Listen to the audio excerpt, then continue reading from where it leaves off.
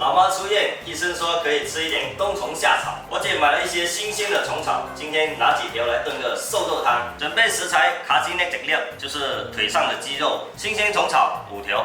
卡鸡内先来把它焯一下水，冷水下锅。卡鸡内，潮州这边的老人很喜欢用它炖粥给小孩子吃，拿来炖汤也是非常的香。煮开1分钟，把它倒出来洗干净，处理好放炖盅里面。虫草加温水。 搞定，上锅炖，还是用这个老式炖锅。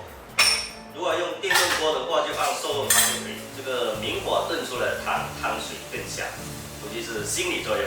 很多网友在问我这个锅有没有啊？这个现在估计都没人买了，它比我还老。不过这个锅有一个缺点，就是要注意看着它，避免它水烧干了。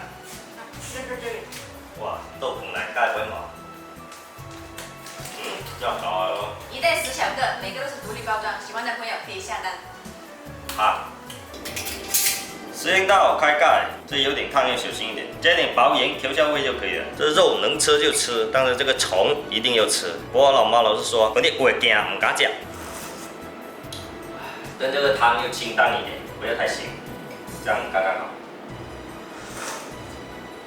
哇，香！ 冬虫夏草含有丰富的蛋白质，老人小孩抵抗力差，适当吃一些是非常不错的。你看，很乖，很菜。